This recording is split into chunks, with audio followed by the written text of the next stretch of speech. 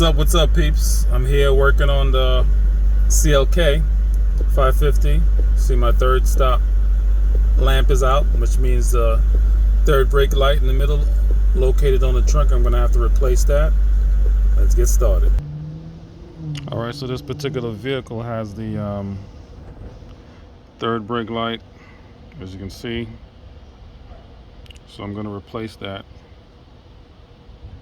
What we need to do to replace that is to go in from in here. This uses a 10mm socket.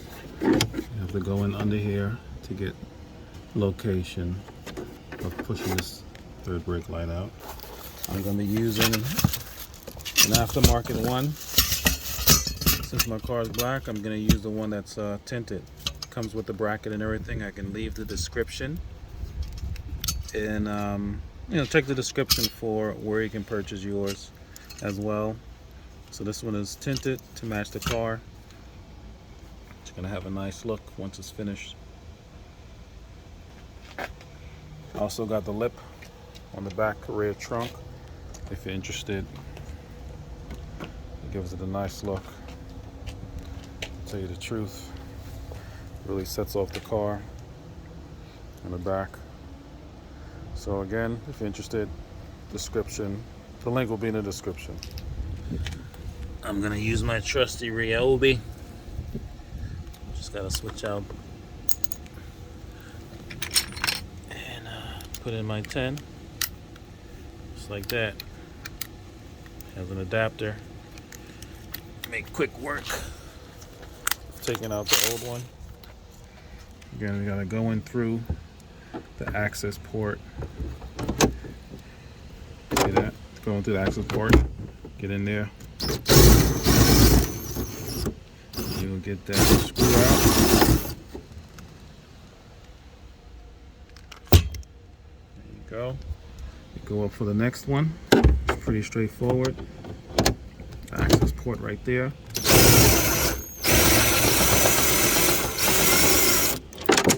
Sometimes it drops in here. Luckily I have a long magnet that I use to fish it out. Here it is. I usually get the long magnet. It has a telescoping effect, and I'm gonna go in here, play around and fish it out. I'll see if I can get this description, well, this item in the description, so you maybe want to purchase it. You gotta have one of these. If you're a mechanic, like working on your car when those screws fall into certain places in the engine, you gotta have the telescoping magnet. This one is really good and strong.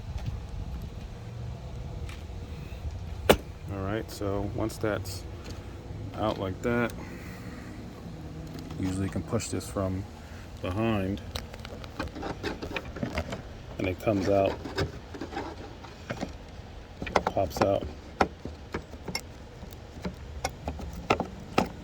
So now that the screw is out, you'll be able to pop it out.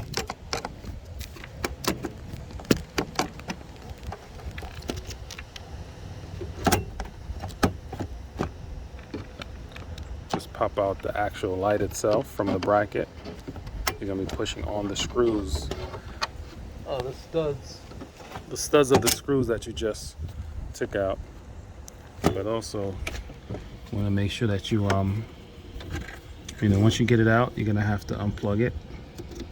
So once you pull it out, you'll have to unplug it. So as I push on the studs, it should come out. Sometimes it's a little stuck. Got a little persuasive push. There you go. So once you get it out, nice persuasive push, and there it is. And then, like I said, you're gonna have to pop this right here. There's a little clip. You're gonna want to squeeze that clip and just remove it like that. And the procedure is reversed for this. I can probably use the same bracket because they all built the same. I'll just have to switch it out, switch it around so the plug is on that side, because everything matches. As you can see, it all matches, just that this will work. So I'll have to go here, see if I could do it with one hand. Luckily this is still held, and I'll just plug it in.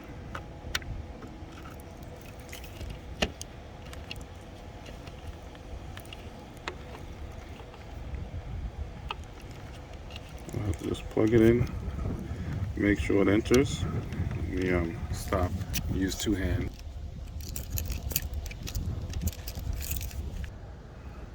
Alright, so one issue that I ran into is that the holes, or the slots rather, for these are a little different. The original one is a little wider, so once you plug it in, it'll lock. But this one, the black one here, the sliver is thinner, so I'm gonna have to open it up a little bit to make sure that when I do plug in the socket, it locks in. So what I've done is I used my blade and I scored on the side here so I can pry it off. So I scored a line here so I can just cut this piece off, so this hole will be wide enough so when I plug it in, it'll lock in, because this slot is too skinny, so I need to make it wider. So I'm just going to score on this side and then just pry it open with either, flat screwdriver very lightly to make sure that I just take off this material, and it should be good to go. So as you can see, I was able to score the material and it's starting to come up slowly, so I'm just going to pry that up, and I should be able to pry that open and then have my socket slide in and lock with no problems.